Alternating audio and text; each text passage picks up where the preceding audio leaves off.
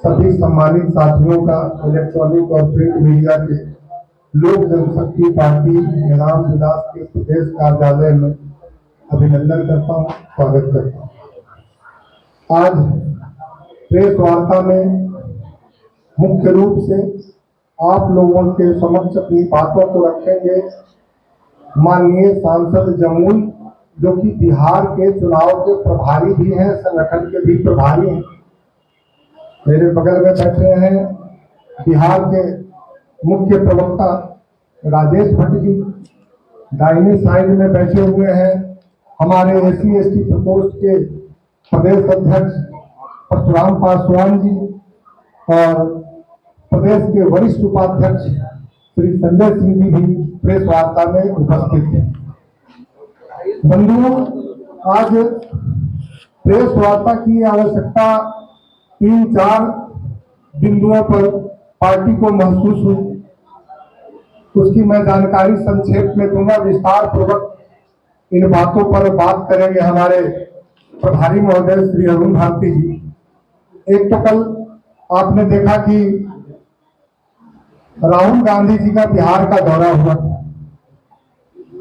उन्होंने कई तरह के मनगढ़ंत असंवैधानिक बातों को रखा है, जिस पर भी विस्तार पूर्वक हमारे प्रभारी महोदय बात करेंगे। उसके बाद तेजस्वी यादव जी ने भी हमारे नेता से एक आध सवाल पूछे थे, उस पर भी प्रभारी महोदय आप लोगों को विस्तृत रूप से जवाब देंगे।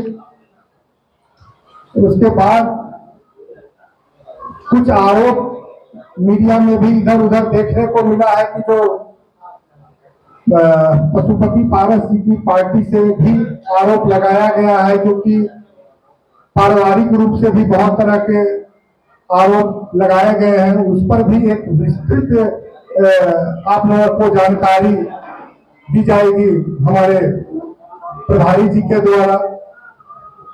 इसके अलावा भी कई अन्य जानकारियां वक्त बोर्ड पे जिस तरह से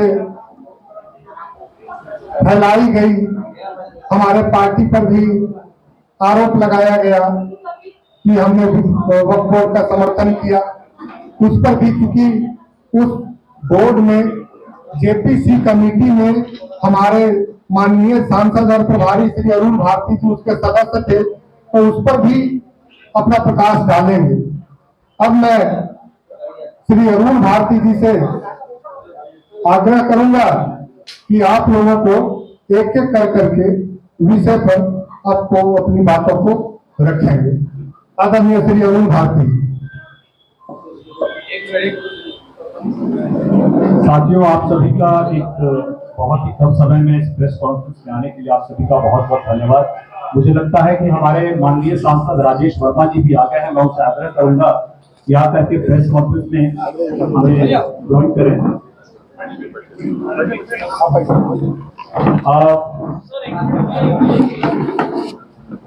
सबसे पहले हम लोग आज दोस्तों प्रेस कॉन्फ्रेंस आज थोड़ी बड़ी होगी, क्योंकि बहुत लंबे समय बाद हम लोग बात कर रहे हैं और बात करने के लिए मुद्दे अलग अलग बहुत हैं हमारे पास, और हम लोग एक एक करके मुद्दों को उठाते जाएंगे और आपके समक्ष रखते चले जाएंगे।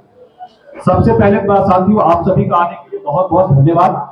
और जिस तरह से आप लोगों का लगातार हमारी पार्टी, हमारे नेताओं के लिए आप लोग जैसे हमेशा खड़े रहे हैं, उसका हम लोग आपका आभार प्रकट करना चाहेंगे। अभी सबसे एक बहुत ही महत्वपूर्ण मुस्लिम समाज, खास करके गरीब मुस्लिम समाज, वंचित मुस्लिम समाज, हाशिए पर पड़ा हुआ मुस्लिम समाज, उसको लेकर के बहुत ही जरूरी वक्फ संशोधन अधिनियम 2025 आया था, जिसमें पार्टी ने अपनी तरफ से राष्ट्रीय अध्यक्ष चिराग पासवान जी और हमारे संस्थापक स्वर्गीय रामविलास पासवान जी के जो मूल उद्देश्य रहे हैं, उसी को हम लोगों ने अपने जहन में रख करके पार्टी की तरफ से इस बिल को सपोर्ट किया है। इस बिल का हम लोगों ने समर्थन किया है, और समर्थन करने का कारण बड़ा ही सिंपल है।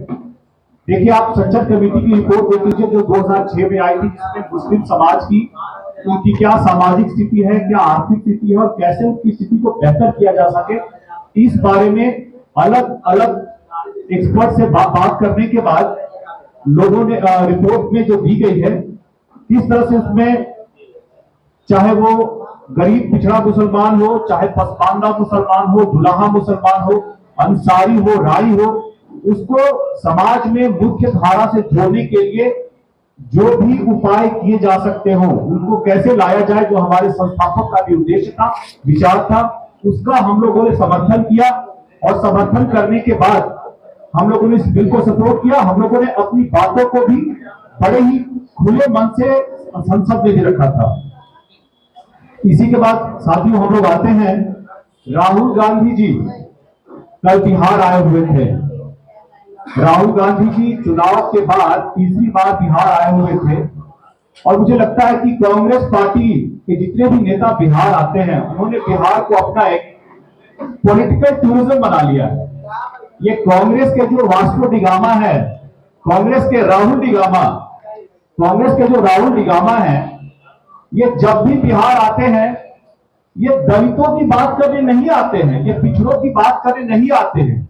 ये सिर्फ आते हैं कि किस तरह से, उनको पता है उनके पास तो है नहीं समर्थन जनता का, बिहार के लोग आशीर्वाद तो है नहीं, तो वो आते हैं यहाँ पे अपनी स्थिति को मजबूत करने के लिए नहीं, मजबूत दिखाने के लिए कि कैसे मैं राजद के सामने, अपने आका के सामने मजबूत दिखूं, ताकि मेरे लिए जो मेरे नेता हैं, चाहे वो कन्हैया कुमार जी हो जो बिहार समाज से आते हैं, या अलग अलग जो उनके नेता हैं, कैसे राजेश राम जी को मैं आगे करूं जो दलित समाज से आते हैं, कि मैं राजद के सामने अपना बार्गेनिंग चिप, अपनी दावेदारी मजबूत करूं।